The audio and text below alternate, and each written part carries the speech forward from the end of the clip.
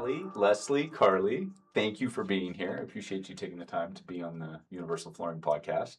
I think to start with, do you mind taking a minute to introduce yourselves and who you are and where you work and what you do? I'm Allie Grande. I am Director in Project Development for Bird Construction, mostly working on the front end of construction projects. I have a lot of deep expertise in collaborative delivery models. I am a recovering architect because I worked as a partner in architecture for many years. I'm Leslie Fowler. I am a co-founder of Align Cost and Project Management, a boutique advisory firm that offers cost consulting and owner's rep project management for construction projects. I am a professional quantity surveyor, and prior to starting Align in 2023, I worked for a few different global consulting firms and general contractor. I am Carly Gilscher. I work for a general contractor called Lauren Midsized out of Ontario. They've been around for about 40 years, but we're fairly new to Calgary. So that's been a lot of fun building a team and finding some new work using my experience for the last 25-ish years in the general contracting world in Calgary. So majority of my career has been in GCing, but I'm also a recovering engineer. I like that term. I'm going to borrow it. So obviously all three of you have got lots of experience inside the construction industry, and the four of us know each other. At least I know the three of you from our time spent together on the Calgary Construction Association Board of Directors.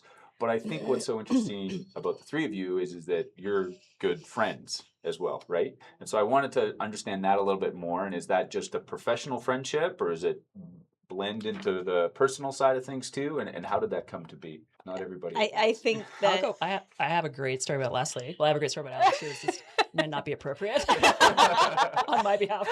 but I think it's worth noting that our friendship started when we were on the board together. Yeah. Like, I wasn't friends with either of them before that. So the Calgary Construction Association board, we met there, and I think over the course of the first few events or whatever, and I don't know how long ago that was, probably 4 years ago. Wow.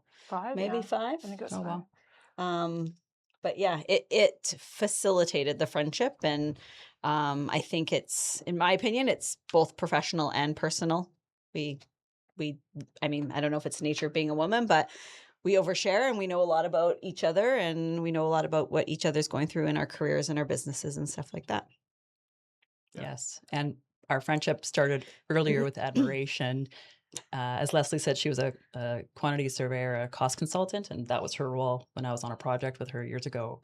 And she came up on screen during COVID, and she just called me out on something, and I was trying to pretend I knew what I was talking about. And I instantly crept her, and who is a smart, wicked woman? And yeah, had a lot of respect and admiration for her. And then luckily, coincidentally, a month or two later, we're on the board together. So Cool. yeah, I would say lots of shared values and shared passion, career-wise and personal life-wise. They've just merged together. You agree with all that? I would agree. Correct. Correct. Okay, good. And what about friendship in construction in particular, do you think is unique or important to have somebody who you can phone or lean on or sort of run something past?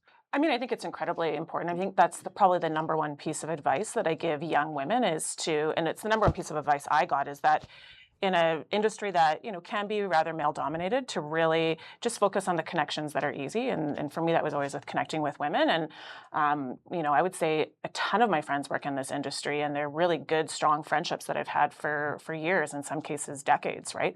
And I think the one thing I will add is that I think all three of us have gone through a lot of career transitions in the last kind of 3 to 5 years. And I mean, even shorter than that, even, more recent than that. And I think that that's really helpful to have people that not only understand you personally and what your goals might be, personally, but also can help you navigate, I think, professional transitions in a way that is, aligned with your values, but also, positioned yourself for growth, right?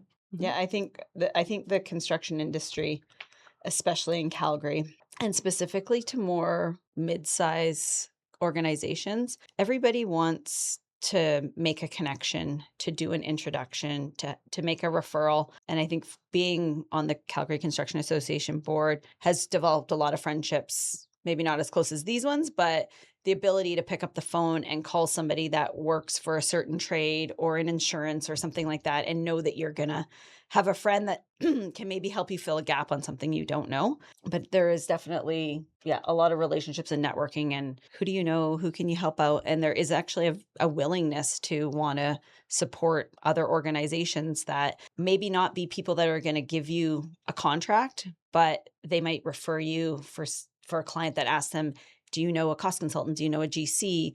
Do you know an architect? And having those relationships really helps grow your business, in my opinion, anyways. Do you think that openness is unique to Calgary or unique to construction? I would say it is definitely more prevalent in Calgary. I started my career in Vancouver, and I found it very hard to make friends and connections outside of the office. I think from Calgary, from my experiences, most people aren't from here originally. So everybody's coming to start and grow something new on their own. So I think people can say, hey, I remember when I was in that situation. I remember when I was the new person and got invited to a barbecue, or I didn't know an architect, but I knew the structural engineer and they were able to make an intro. I don't know.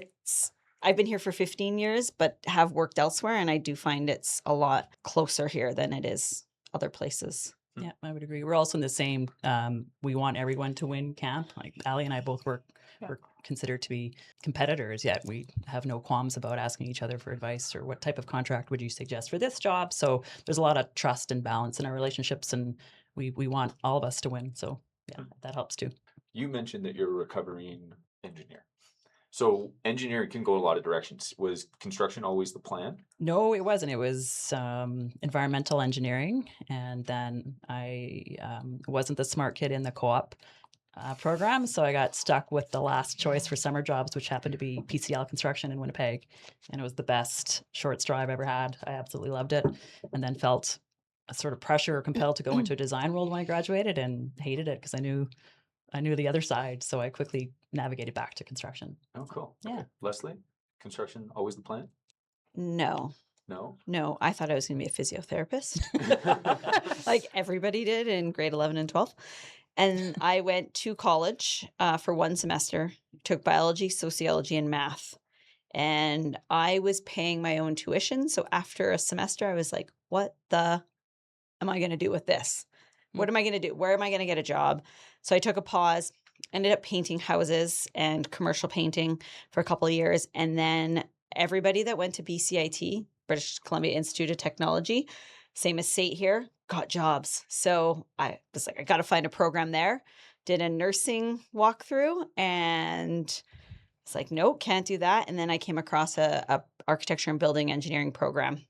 And a consultancy firm out of Vancouver came and did a presentation in our second year about quantity surveying. And I thought that sounded pretty interesting. So I went and worked there, and here we are. And I don't think I'd want to go any other industry. I think it's been a great career. Allie, you're an architect by training. Yes. So, I mean, that's a very meandering path that would probably take the full hour to go. Because my background, like my undergrad was in poetry and sculpture. So Allie had to do something else after because that was not employable. There wasn't jobs. Yeah. Weren't a lot of jobs. So I ended up just kind of by accident, I just applied to architecture school, and I thought, that'll be easy, drawing, art history stuff, that'll be fine. So did my master's in architecture, and then worked for an architecture firm, then went to GC, and then came back to the architecture firm as a partner, and then did an MBA in finance to try and, move away from architecture. So so a bit of a different path. So it was not expected. So 3 for 3, 4 if you include me, because I didn't necessarily set out to be in construction. Construction was not the first plan sort of out of the gate, which I think if you talk to people in construction, that's often the case, right? And so I'm curious now, looking at, being in your career and having the success that you've had, you choose it again, but how is it compare as a career to maybe the paths not taken? Is it different? Is it different than the careers that maybe friends of yours have in other industries, or how is it being in construction? I think we've all sort of dipped our toe in a different industry, thinking that we needed to change. And I've done that recently, not completely different, but different enough from a general contractor standpoint. And I missed the challenge, and I missed the grit, and I missed the work hard, play hard attitude that people have in the construction industry. And I think we all have that mindset. We win together and we lose together. It's challenging as heck, but it's also rewarding. I think there's a human instinct to need to be challenged, and this industry sure doesn't fall short on that. So I think we all have very high stress, high pressured projects and jobs, but I think that's what keeps us here, honestly, as much as we're suckers for punishment, in my opinion. Yeah, I would agree. I think that sometimes you go, oh, maybe I should have just cut hair because then I have an appointment and I'm done at 4:30 and nobody's going to bother me. But I know I would probably be very bored. I like to learn, and I think construction definitely teaches you something new every single day. Even if it's not to do with construction, it can be a different building type. And what do they actually do in that building? I'm working on a museum project, and I'm learning a ton about what goes into creating a museum and what goes into the content for the museum and all of that. I think construction definitely provides a good, what would be the right word, but like an ability to fill a need if you're definitely somebody that wants to learn more, do something different every day. Construction will give you that. Yeah, I just think the depth of careers within construction, I think, is one of the biggest misconceptions. I think it's so much more than, either being on the tools on site or, managing projects, right? There's a whole front end, and then, the larger the company, the more kind of corporate functions it also has. Bird is just it's a huge ship, right? And we have a lot of different kind of ways to maneuver and to find opportunity, and especially opportunity, I think, to learn within the organization, because it's just so big, right? The industry is so big.